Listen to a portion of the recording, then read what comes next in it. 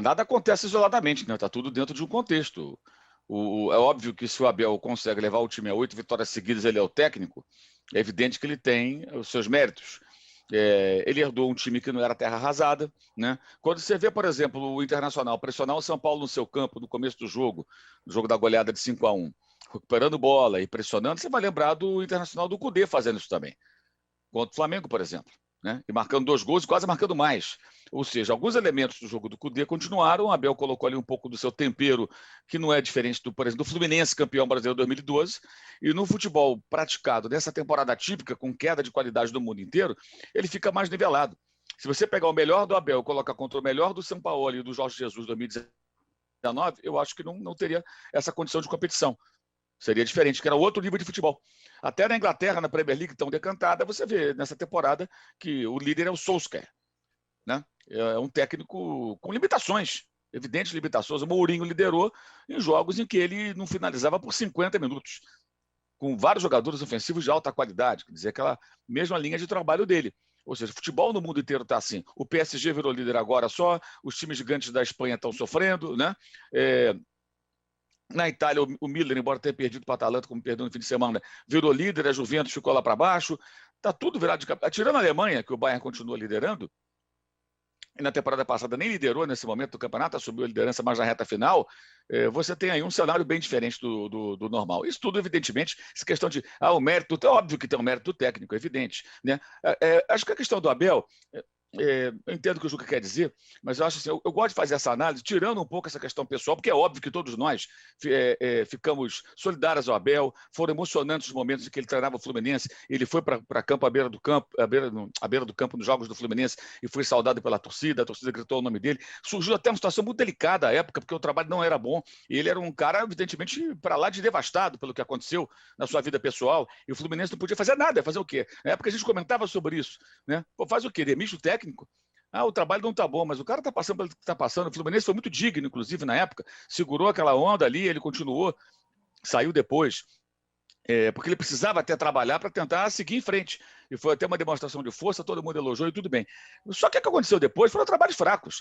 Então, assim, essa coisa do Clube do Vinho, dos colegas da imprensa que ficam misturando estações, intelectualmente até desonesto isso. Porque não sei o quê, porque bababá, vou tomar vinho, não sei aonde. Isso é uma pataquada. Isso é pataquada, isso não é nem muito profissional, porque nós jornalistas não temos que associar amizade com profissionais que são temas da nossa análise. São coisas diferentes. Eu acho isso fim da picada. Você pode até gostar da pessoa, simpatizar e tudo mais, mas na hora do serviço, a conversa é outra. A gente não pode misturar as estações. Isso é inaceitável. Mas, enfim, cada um faz do jeito que acha que deve fazer. Agora, o trabalho dele foi ruim no Flamengo, foi ruim no Cruzeiro, foi ruim no Vasco. E no Inter está sendo ótimo. Pegou um time que, repito, não era terra arrasada, transformou num time mais reativo, um time que ontem finalizou mais, mesmo tendo menos posse de bola, que buscou o gol, que foi fazer uma virada nos minutos finais. Eu acho até que foi pênalti, dentro do que é o futebol de hoje, né, do que é a realidade do futebol de hoje, eu entendo que foi pênalti. A bola foi bloqueada pelo braço que ia na direção do gol. E achei até que aquele braço meio bobo. Não concordo com o Renato, com as reclamações veementes do Renato, e não concordo ainda mais que ele falar, eu vou botar agora o time de transição, tipo uma ameaça, se o Romildo Bolzan permitir. Então perde o jogo, é assim? Até porque o Grêmio tem que brigar por uma vaga na Libertadores também, né? Ele pode perder a final da Copa do Brasil para o Palmeiras e ter que jogar, de repente, a fase preliminar, ou não jogar nenhuma fase, se ele for derrotado com um time mais fraco até o final. Não acredito que o Renato faça isso. Não faz sentido, seria jogar contra o próprio clube, por conta de uma reação intempestiva no momento daqueles. Então, acho que são coisas muito separadas, muito distintas. As críticas ao Abel, o comportamento do Abel também muito agressivo, com relação a jornalistas, inclusive, chamando em tom pejorativo, fez isso comigo, ou já esqueceram? Certa vez ele falou, um repórter perguntou para ele do lateral na área, depois de um Fla-Flu, né, insistência com o Pará arremessando na área. Ele respondeu o cara se referindo ao menino enxaqueca de São Paulo, que todo mundo acha que sou eu. Até agradeci na época, vocês estavam comigo no programa da televisão, agradeci, falei, porra, eu não tenho idade nem de ser seu filho, Abel, no máximo seu irmão mais novo. E você me chama de menino, então eu fico envaidecido. Agora, se eu tiver que ser enxaqueca de técnico, você a vida inteira, e continuarei sendo. Sempre que achar que devo ser enxaqueca de técnico, ou de dirigente, ou de jogador, né? Ou de jogador que faz média com o presidente da República e fica sorrindo, né? Porque nem todos foram ali, para pegar o gancho que o Juca falou agora do Bolsonaro no treino do Flamengo, alguns não se aproximaram. Outros foram todos serelepes ali. O dirigente tem que receber, fazer uma social ali, até entendo. Por mais estranho que seja, talvez até possa fazer isso com prazer, dependendo de quem seja a pessoa, né? Achar legal. Agora, os jogadores foram ali porque quiseram ir. Ou alguém os obrigou a isso? Ah, porque tem que é o capitão. Não quero ir. Como diz o Lúcio de Castro, por correndo um risco imenso, o Caselli se recusou a apertar a mão do Pinochet, e a mãe dele foi torturada. Quer dizer, o jogador de futebol vai lá para fazer média com político, seja ele qual for, gente, até porque só para o Bolsonaro, não podia ser qualquer outro, porque quer, porque quis ir, ignorando tudo que acontece no país nesse momento. Né? Aquilo foi uma cena patética. Né? E esses jogadores têm que ser realmente questionados por quem acha que deva questionar essa postura num momento como aquele. Mas, enfim, então acho que são coisas diferentes. O momento do Abel é ótimo, internacional, o trabalho dele, as vitórias, a vitória sensacional sobre o Grêmio. Agora, é preciso descolar isso. Isso não pode ser justificativa para trabalhos ruins.